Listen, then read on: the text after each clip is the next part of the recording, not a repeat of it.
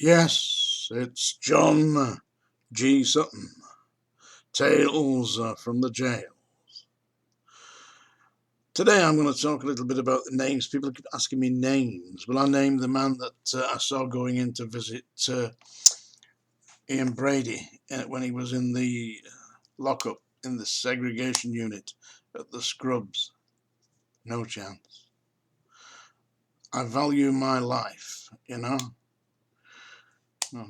You've got asking me that question, you've no idea how serious these people are, and I have no intention of putting that to the test. But also, people ask me about naming the big Irishman I call Big John.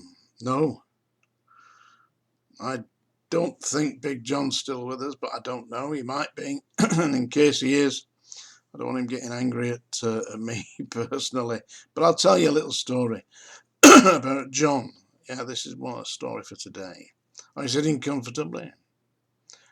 Good. Then I shall begin. John was on hospital watch in Hammersmith Hospital. Now, Hammersmith Hospital is very near to the Scrubs, and the prisoner was in his bed on the ward. And John had been in the club. Big John had been in the prison club drinking Guinness, as he used to do. Quite a lot of it, actually. He had quite a capacity. You know, he could do 5 or 6 Guinness without really thinking about it, you know. So he'd had a few Guinness, and he started the shift, I believe at 10 o'clock at night, and he was on the 10 o'clock at night till 6 in the morning shift, sitting by the bed of a particular prisoner who was on production from Scrubs. But he had to be kept under close observation because he was still serving a prison sentence, and therefore was the responsibility of HM Prisons. So Big John gets by the side of his bed. It's 10 o'clock, I guess 11 o'clock. John's feeling a bit tired, probably as a result of the half a dozen Guinnesses he'd been consuming, yeah? So what would you normally do? You'd sit on your chair and you'd probably just nod off a little bit. That's what I would have done personally, you know.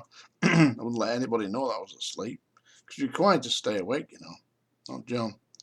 John got his handcuffs out that he had with him, and he handcuffed the inmate in the bed. Got his right hand, handcuffed the hand, yeah, and the other end of the handcuffs, he handcuffed round the bed, yeah. Then he took the pillows off the patient's bed, the prisoner's bed, yeah, put them underneath his bed, and he got off his chair and went underneath the bed and laid flat on the floor on the pillows, because he quite quickly asleep, you know, snoring away, until the duty matron came up and woke him up. Seriously. Officer, you're required to be on guard here by your prisoner, you know, you can't just go sleeping under the bed like that. Or you're taking his pillows, you know, all that, give him the routine, you know. John, who was a big fella, you know, well, he didn't like this. No. He got out from underneath the bed. This is by all accounts, I wasn't there, don't forget, but I'm telling you what was reported. Yeah. He was out from underneath the bed. He said, she said, you're required to be awake. He said, if I'm awake, they're all awake. And he began marching up and down the hospital ward, Hammersmith Hospital, stamping his feet, poosh, poosh, marching like a soldier. About turn, poosh, left, right, up and down the ward. By which time, virtually everybody in the ward's wide awake. It's probably about midnight. The prisoner in the bed is absolutely terrified. John is glaring at the matron, who says to him, you can't do this. Out the way, you know, bash, bash up and down the ward. Well, the matron didn't really know what to do, so she phoned the police. Yeah.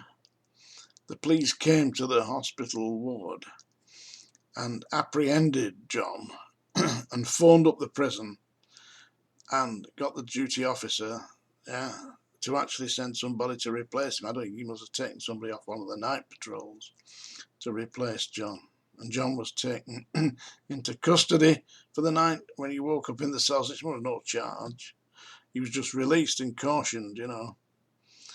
And that didn't help John at all, because the sad demise, you know, he was going downhill with this. He was getting aggressive. And the last time I saw Big John in the scrubs, he was telling me that he'd been asked to resign.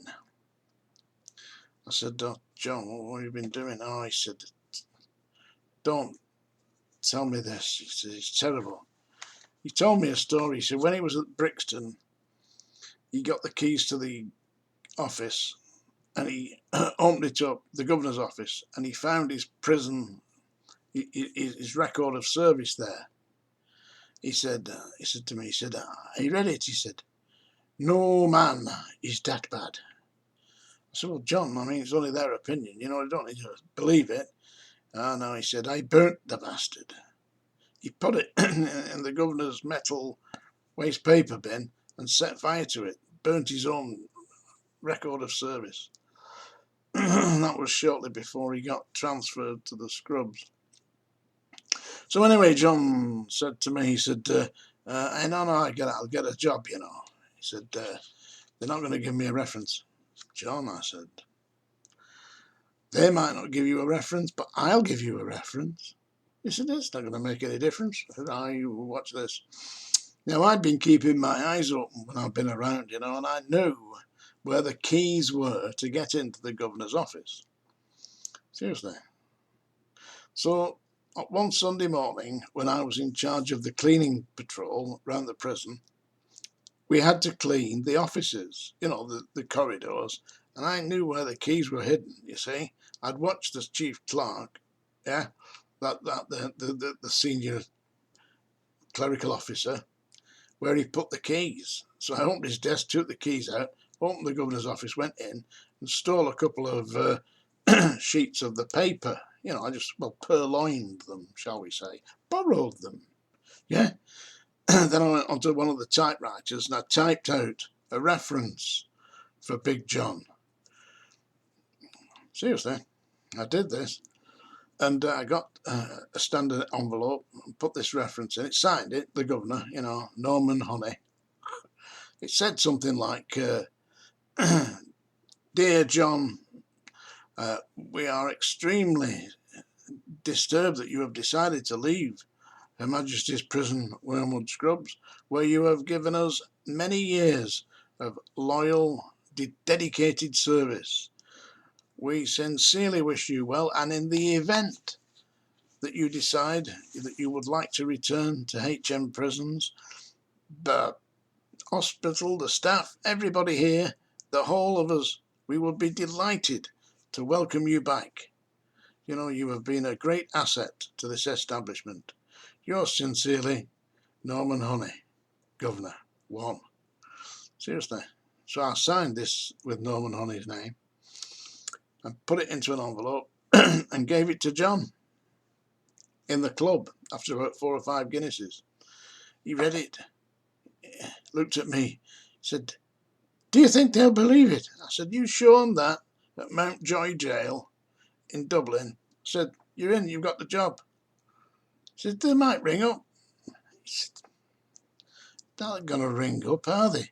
It's on the headed note paper. It's got the address there.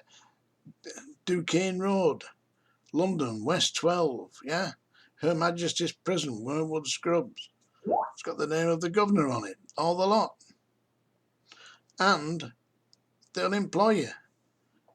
Well, the last I heard of Big John was that he was the terror of Mountjoy Jail.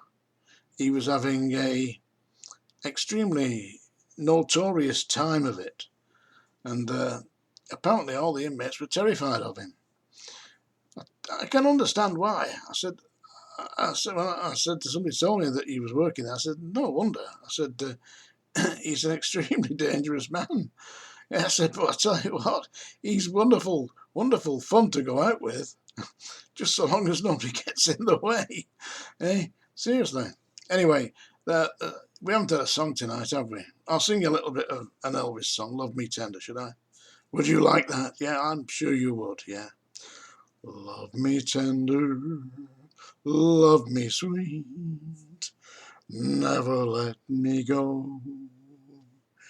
You have made my life complete, and I love you so. Well, anyway, that's enough of that. Anyway, do subscribe. My name's John G. Sutton. This is Tales from the Jails. Thank you very much.